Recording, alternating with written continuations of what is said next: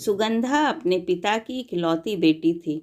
नाम के मुताबिक देखने में भी बहुत सुंदर थी। जब वह अपने ससुराल गई तो उसे उसके मुताबिक ही सब कुछ मिला। किंतु आजकल की लड़कियों को अधिक टोकना, समझाना, अपने मन के मुताबिक चलाना सासू माँ को अब कहाँ रह गया है। एक कहावत तो आपने सुनी ही होगी, जो किया बहू से तकरार, खो दिया उसने बेटे का प्यार। सुगंधा की सास भी सुगंधा को हमेशा समझाती, बहू ऐसा करो, ऐसा ना करो। नई नवेली बहू को थोड़े ही दिनों में अपनी सासू माँ से चिढ़ होने लगी। इसी प्रकार यह सिलसिला आगे की ओर बढ़ता गया। एक दिन सुगंधा के घर कुछ मेहमान आने वाले थे। सासू माँ बोली, बहू आज कुछ अच्छी अच्छी व्यंजन बनाओ और मेहमानों के लिए चाय नाश्ता का इंतजाम भी अच्छी तरह से होनी चाहिए। बस अब क्या था, इतना सुनते ही सुगंधा गुस्से से लाल हो गई। उसने जल भुनकर उस दिन तो काम किया, लेकिन उस दिन के बाद से सुगंधा ने चाल चलना शुरू किया। सास जैसा कहती वह ठीक उसके विपरीत करती थी। सास ने भी पुरानी कहावत के मुताबिक बहू को उसके माता पिता को गाली देना, उसे कोसना और बड़बड़ाना शुरू कर दिया। दोनों सास बहू में आनाकानी हमेशा चलता रहता था। एक दिन सुगंधा अपने पिता के घर रोती पिटती पहुंच गई। वह अपने पिता से बोली, पिताजी आप तो डॉक्टर हो, मुझे कुछ ऐसी दवा दीजिए जिसे खाकर वह बुढ़िया गूंगी हो जाए, क्योंकि वह मुझे गंदी गंदी गालियाँ देती है। इस पर पिताजी कुछ सोचते हुए बोले, बेटी मेरे पास एक ऐसी दवा है, लेकिन यह कड़वा है, वो आसानी से नहीं खाएगी।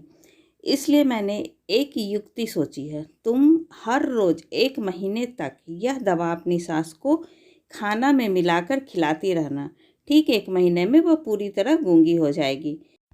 लेकिन हाँ, यह दवा थोड़ा कड़वा है, इसलिए तुम खाना इतना प्यार से खिलाना कि उसे पता ही ना चले। दवा लेकर सुगंधा खुशी खुशी अपने घर आई और पिता के कहे मुताबिक अपना काम शुरू कर दी।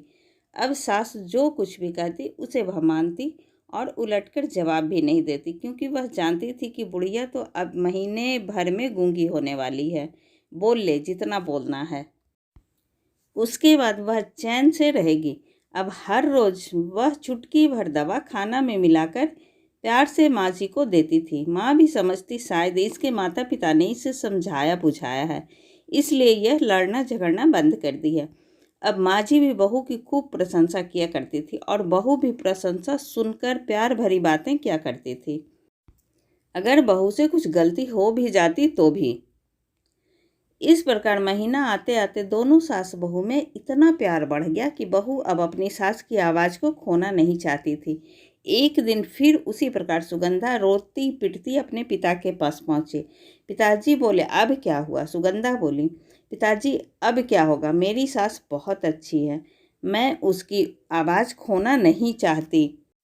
वह मुझसे बहुत ही प्यार से बात करती है। अब मुझे कोई ऐसी दवा दीजिए जो कि मेरी माँ जी को दिया हुआ दवाई का असर काट सके और वह गूंगी ना हो पाए। इस पर पिताजी हंसते हुए बोले, बेटी तुम रोना धोना बंद करो और खुशी से रहो। जो दवा मैंने तुम्हें दिया वह कोई दवा नहीं था, वह रिश्तों में घुली करवाहट उतारने की तरकीब थी। अगर मैं ऐसा नहीं किया होता तो तुम शायद आज नहीं सुधरी होती।